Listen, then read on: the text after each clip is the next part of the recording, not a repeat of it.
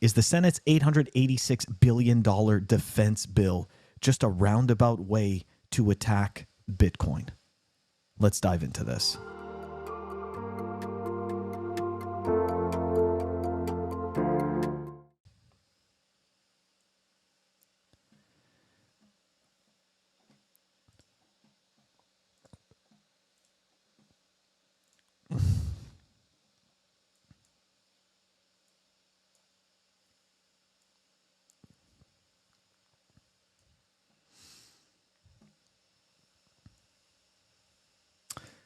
Three, two, one. Welcome back, everyone. Hope you had a great weekend.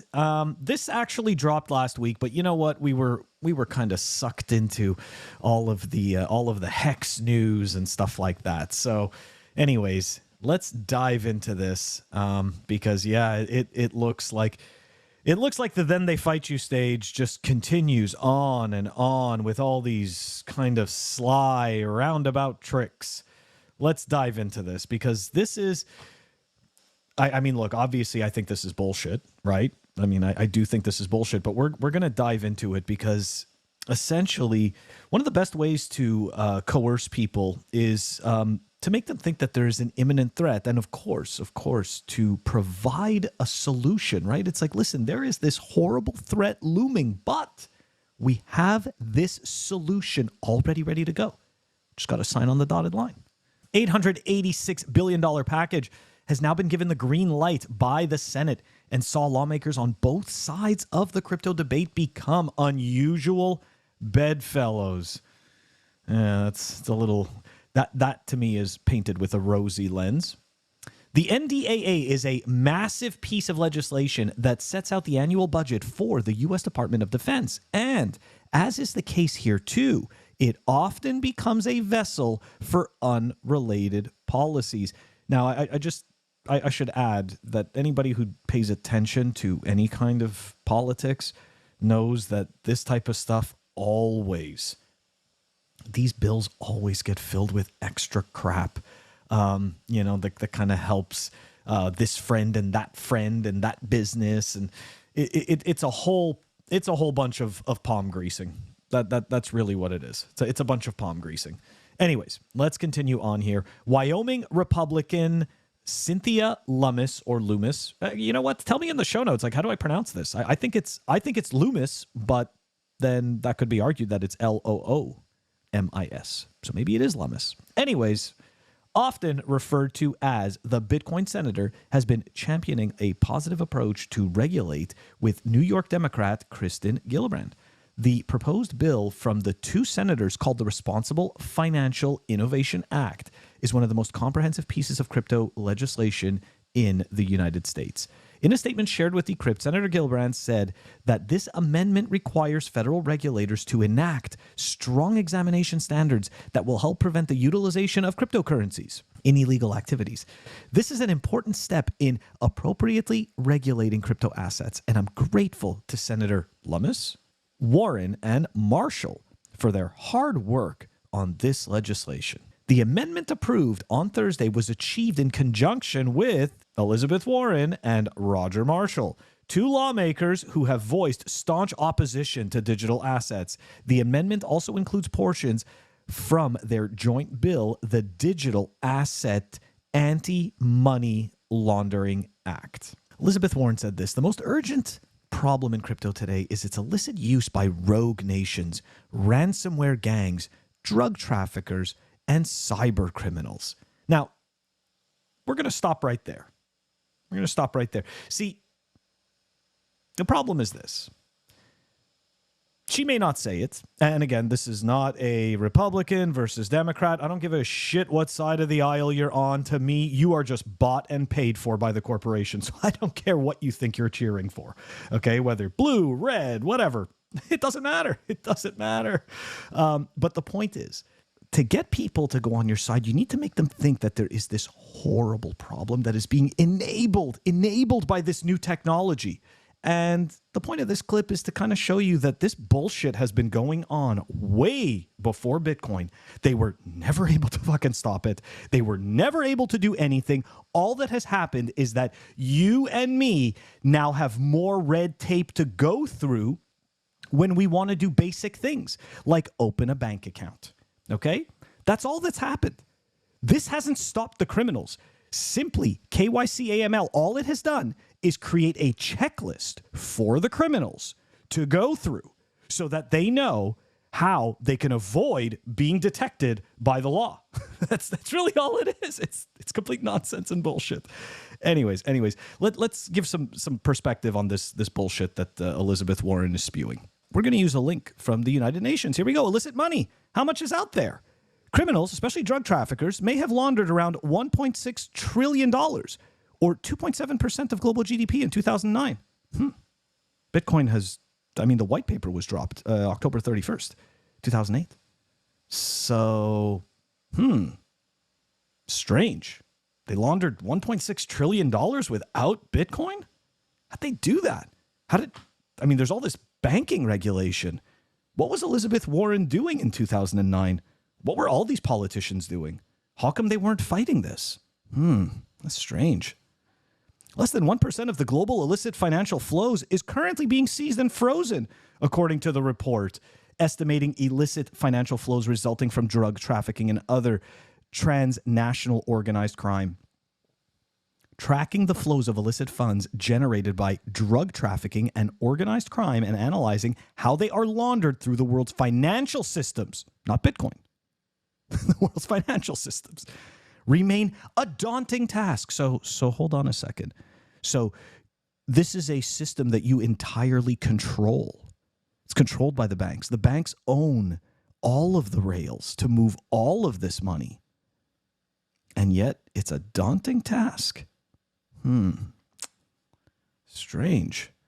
The UNODC report estimates that the total amount of criminal proceeds generated in 2009, excluding those derived from tax evasion, may have been approximately $2.1 trillion or 3.6% of GDP in that year. Of that total, the proceeds of transnational organized crime, such as drug trafficking, counterfeiting, human trafficking, and small arms smuggling, may have amounted to 1.5% of global GDP, and 70% of those proceeds are likely to have been laundered through the financial system. Our existing system is broken, and yet these insane organizations and people, they're megalomaniacs. They are pretending, they are projecting that they can somehow create a web of safety and security. But look, they couldn't stop this before, and they owned all the rails. This is nonsense. It's complete bullshit. Okay, so this is from the Treasury's website, okay, and this is the National Terrorist Financing Risk Assessment. Now, of course, I'm putting the link in the show notes, so anybody who wants to go through all 33 pages, you're more than welcome to, okay? But I wanted to use this specific piece right here on page 24, okay? So there have also been instances of DVEs using cash to purchase weapons, tactical gear, and other material to support planned attacks or paramilitary training being conducted in preparation for a violent act. While most of these individuals continue to use credit or debit cards or other electronic payment methods for purchases, some DVE networks believe that using cash allows for increased anonymity and reduces the chance of drawing law enforcement scrutiny. It is difficult, if not impossible, to completely stop the use of cash smuggling. The anonymity and portability of cash, combined with the widespread demand, we're going to repeat that, combined with the widespread demand for U.S. currency globally, means that terrorists will continue to use cash smuggling as an alternative for moving funds globally. They're just making you think that they're just making you think that crypto is a massive problem. And unfortunately, the people that are spewing this information understand the average public's awareness of this. Anyways, let's continue on. Back to the article. Lummis said preventing illicit finance in the crypto asset industry is an integral part of the Lummis-Gillibrand responsible financial Innovation Act. Warren took a much harsher tone and described digital assets as national security threat. And the real reason why Senator Warren explains quote unquote digital assets as a national security threat is because the government does not control them and does not create them. And again, I'm talking specifically about Bitcoin. Any shitcoin that they make, they will control, and they will be the creators of it, and they will design the rules that they want.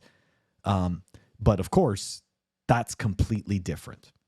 Crypto has become the illicit finance tool of choice for ransomware gangs, fentanyl traffickers, and rogue nations like North Korea. The Democratic senator from Massachusetts said too many actors in the crypto ecosystem fail to comply with basic anti-money laundering standards. And we go back to that UN document where 70% of the proceeds are likely to have been laundered through the financial system. So when you read something like this from them, you know that she has no fucking idea what she's talking about. I'm sorry to swear, but sometimes I find that adding in colorful adjectives like curse words really helps exemplify the point of their utter insanity. She has no idea what she's talking about in any way, shape, or form. Guys, the banks facilitate all of the money laundering. HSBC is one of the biggest money launderers in the world. It makes no sense. Oh, gosh. Anyways. Okay, so, but specifically here, they're talking about the ransomware gangs and the fentanyl traffickers, and we need to take control of crypto to stop the fentanyl traffickers and the rogue nations like North Korea. Because, see, and hear me out, guys, hear me out. North Korea, before Bitcoin, wasn't the problem because they had North Korea under control. No, they didn't. Okay, I'm going to try that again. No, I actually can't try that again because it's bullshit. I'm just telling you bullshit. Look, none of this is nothing of what they're going to do is going to stop any of this illicit activity, okay? If it did, we would have already been able to stop current illicit activity. So it makes no sense. It makes no sense at all. But anyways, let's continue on. This article is from October 2022. Even though ransomware has been in the headlines consistently over the past 5 years or so, the idea of taking user files or computers hostage by encrypting files, hindering system access or other methods, and then demanding a ransom to return them is quite old. No way. Man, we're shocked. In the late 80s, what? Come on, 40 years ago? That's so much before Bitcoin. How's that even possible? Criminals were already holding encrypted files hostage in exchange for cash. What? And they did this via the Postal Service. Keep in mind, Postal Service is pretty much a government agency. This is so funny. Anyways, okay. One of the first ransomware attacks ever documented was the AIDS Trojan PC Cyborg virus that was released via floppy disk in 1989. Victims needed to send $189 to a P.O. box in Panama to restore access to their systems, even though it was a simple virus that utilized symmetric cryptography. Despite its long history, ransomware attacks were still not that widespread well into the 2000s, probably due to the difficulties with payment collection. However, the emergence of cryptocurrencies such as Bitcoin in 2010 changed all that by providing an easy and untraceable method for receiving payments from victims. Virtual currencies created the opportunity for ransomware to become a lucrative business, but yet it was a lucrative business already in the 80s. Anyways, look, the point is that, so first of all, this last piece is completely wrong. Bitcoin is not anonymous. Bitcoin is pseudonymous. Okay, so the idea that Bitcoin facilitates this type of transaction, okay, and makes it more secretive is complete nonsense. It is absolute nonsense. Nothing is more secretive than cash. The only difference, okay, is that the use of Bitcoin reduces friction in these types of situations. Meaning, let's say for whatever reason, you're going to meet somebody and do, do some type of a transaction where you are purchasing something, illegal, like drugs or something like that. In person offers friction because the person that you're buying it from could rob you. You could be robbing them. There could be a weapon involved, right? So that is a heightening of friction. Now, of course, what Bitcoin enabled was frictionless transactions. One of the features that it enabled was frictionless transactions. So for the people that are, who are really not an actual danger to society, and maybe they live in a place where something like marijuana is illegal, and they sit at home and they smoke weed. Well, guess what? Instead of having to risk going out, going possibly to a sketchy neighborhood, possibly dealing with somebody sketchy, well, being able to use a way to transfer funds like Bitcoin does help that, because now you no longer have to introduce the friction risk of possibly getting into a fight or something like that. Anyways, my point is that even though Bitcoin reduces friction, okay, in no way did it enable any of these crimes. These crimes have always been there. Okay, it's not like these are brand new and they are emerging as a result of Bitcoin. But you see, the politicians, they need you to believe that whatever rules and regulations they are going to put in place, they need you to believe that those rules and regulations are going to hinder the use and make things safer for you, right? So you give up a little bit more of your freedom and we're going to give you more safety, but it's a total illusion. There is no safety. We've shown time and time again that the banks are the biggest rails for money laundering. You got to understand, like, it's not that tough to understand. Like, look at someone like me. Like, you think I have the rails to go and launder billions of dollars? No. But guess what? HSBC does. Wells Fargo does. Bank of America does. Credit Suisse did. So it's projection. And the problem is that we're also caught up in our daily lives. So much noise, so many things happening left and right. You don't even know what to pay attention to anymore. And quite often, so many of these situations are far beyond what we can actually solve as individuals. But look, none of these regulations are going to equal anything safer for you or for me. All that's going to happen is the imposition of control, further monitoring, all under the guise of we are making you safer. That's our clip for today. I hope you enjoyed it.